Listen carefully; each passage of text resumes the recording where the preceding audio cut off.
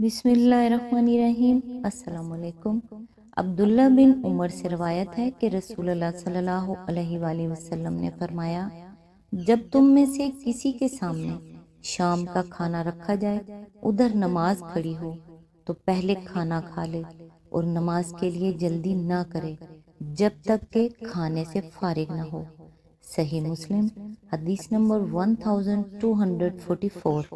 नबी करीम सल्लल्लाहु अलैहि वसल्लम का इरशाद है, वो शख्स हरगिज आग में दाखिल नहीं होगा जो सूरज निकलने और उसके गरूब होने से पहले नमाज पढ़ता है, यानी फजर और असर की नमाजें। रसूलुल्लाह सल्लल्लाहु अलैहि वसल्लम का इरशाद है, जो दर्जा खामोशी की वजह से इंसानों को मिलता है वो 60 बरस की नफल इबादत से बेहतर है। मिशकात। अल्लाह ताला से दुआ है कि वो हम सबको नेकी की हदायत दे और अपने नेक बंदों में शामिल करे। अल्लाह ताला आपको और आपके तमाम अहल वयाल को अपने हिफ्ज़ व अमान में रखे और आपकी तमाम नेक और जायज़ हाजात को पूरा करे, आमीन। आज इंशाअल्लाह सूरह फुरकान की आयत नंबर 61 से स्टार्ट करेंगे। इसका तर्जमा और तफसीर तफ़हीमुल कुरान से बयान करूँगी जो अहले सुन्नत जमात के लिए है। आउज़ बिल्लाहि मिनश शैतानिर रजीम, बिस्मिल्लाहिर्रहमानिर्रहीम। बड़ा मुतबर्रिक यानी बरकत वाला है वो जिसने आसमान में बुर्ज बनाए और उसमें एक चिराग और एक चमकता चांद रोशन किया।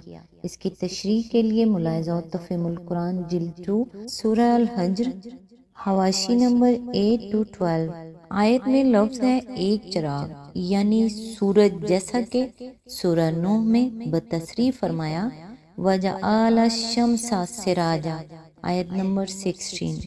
आयत नंबर 62 वही है जिसने रात और दिन को एक दूसरे का जानशीं बनाया। हर उस शख्स के लिए जो सबक लेना चाहे या शुक्रगुजार होना चाहे। इसकी तफसीर है, ये दो मरातिब हैं जो अपनी नोयत के लिहाज से अलग और अपने मिजाज के एतबार से लाजिम व मलजूम हैं। गर्दिश लैलो नहार के निज़ाम पर गौर करने का पहला नतीजा ये है कि आदमी उससे तौहीद का दर्स ले, और अगर खुदा से गफलत में पड़ा हुआ था तो चौंक जाए, और दूसरा नतीजा ये है कि खुदा की रबूबियत का एहसास करके सरे न्याज झुका दे और सरापा इम्तनान बन जाए। आयत नंबर 63। रहमान के असल बंदे वो हैं जो ज़मीन पर नरम चाल चलते हैं और जाहिल उनके मुंह आए तो कह देते हैं कि तुमको सलाम। इसकी तफसीर है, यानी जिस रहमान को सजदा करने के लिए तुमसे कहा जा रहा है और तुम उससे इनहराफ कर रहे हो, इसके पैदाइशी बंदे तो सब ही हैं, मगर इसके महबूब व पसंदीदा बंदे वो हैं जो शौरी तौर पर बंदगी इख्तियार करके ये और ये सिफात अपने अंदर पैदा करते हैं।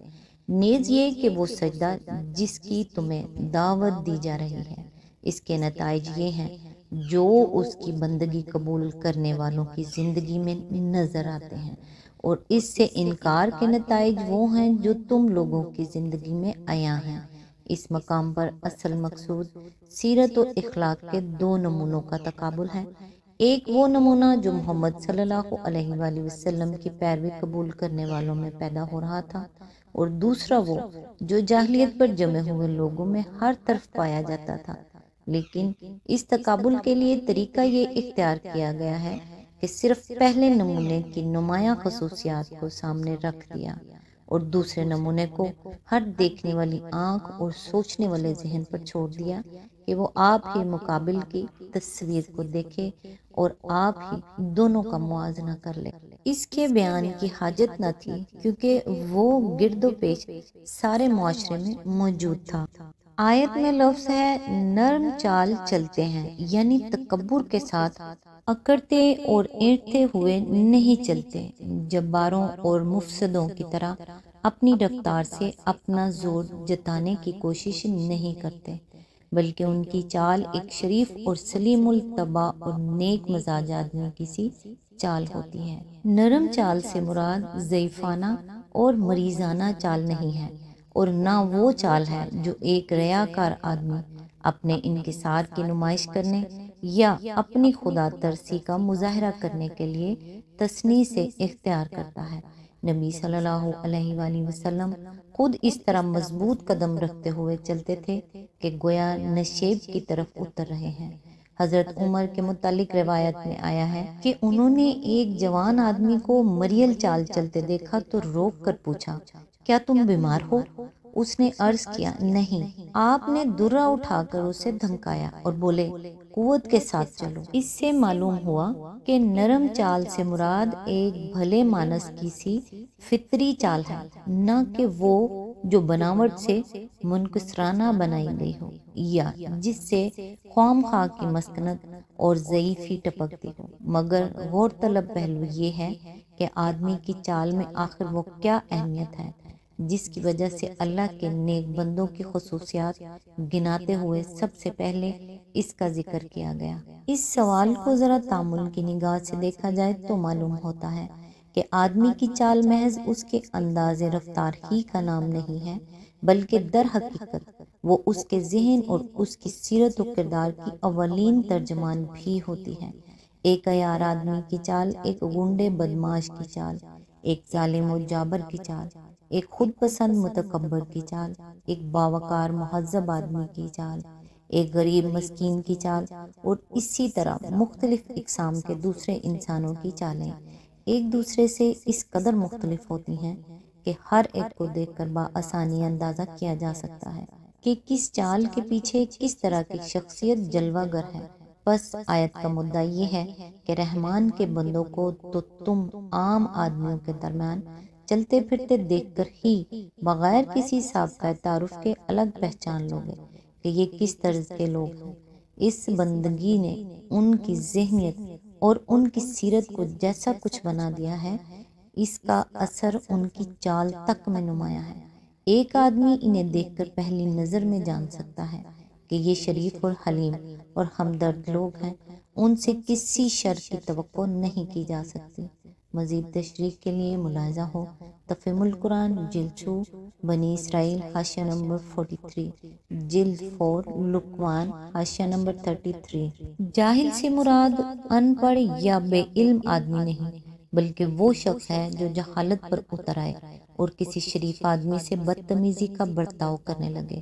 رحمان کے بندوں کا طریقہ یہ ہے کہ وہ گالی کا جواب گالی سے اور بہتان کا جواب بہتان سے اور اسی طرح کی ہر بےہودگی کا جواب ویسی ہی بےہودگی سے نہیں دیتے، بلکہ جواب کے ساتھ یہ رویہ اختیار کرتا ہے، وہ اس کو سلام کر کے الگ ہو جاتے ہیں، جیسا کہ دوسری جگہ فرمایا وَإِذَا سَمِعُوا اللَّغْوَ أَعْرَضُوا عَنْهُ وَقَالُوا لَنَا أَعْمَالُنَا وَلَكُمْ أَعْمَالُكُمْ سَلَامٌ عَلَيْكُمْ لَا نَبْتَغِي الْجَاهِلِينَ۔ سورہ القصص آیت نمبر 55۔ یعنی اور جب وہ کوئی بیہودہ بات سنتے ہیں تو اسے نظر انداز کر دیتے ہیں، کہتے ہیں بھائی ہمارے اعمال ہمارے لیے ہیں اور تمہارے اعمال تمہارے لیے، سلام ہے تم کو، ہم جاہلوں کے منہ نہیں لگتے۔ تشریح کے لیے ملاحظہ ہو تفہیم القرآن جلد 3 القصص حواشی نمبر 72 to 78۔ آیت نمبر 64، جو اپنے رب کے حضور سجدے اور قیام میں راتیں گزارتے ہیں، اس کی تفسیر ہے یعنی وہ ان کے دن کی زندگی تھی اور یہ ان کی راتوں کی زندگی ہے۔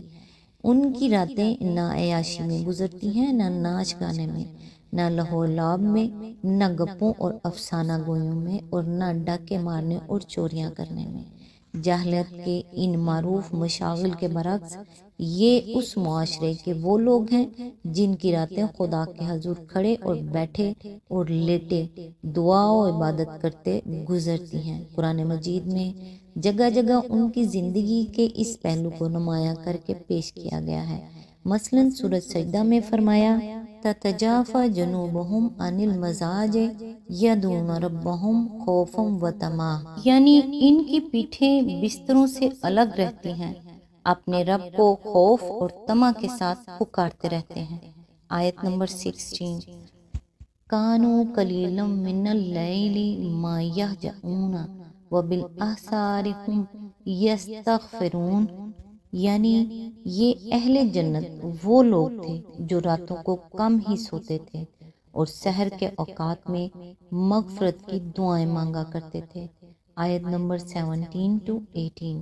اور سورۃ زمر میں ارشاد ہوا، امن ہوا قانتن اناء اللیل ساجدا وقائما یحذر الآخرۃ ویرجو رحمت ربہ، یعنی کیا اس شخص کا انجام کسی مشرک جیسا ہو سکتا ہے جو اللہ کا فرما بردار ہو، رات کے اوقات میں سجدے کرتا اور کھڑا رہتا ہو، آخرت سے ڈرتا ہو اور اپنے رب کی رحمت کی آس لگائے ہوئے ہو۔ آیت نمبر 9۔ آج تک کے لیے بس اتنا ہی، نیکسٹ انشاءاللہ آیت نمبر 65 سے سٹارٹ کریں گے۔ تب تک کے لیے دعاؤں میں یاد رکھیے گا۔ اللہ حافظ۔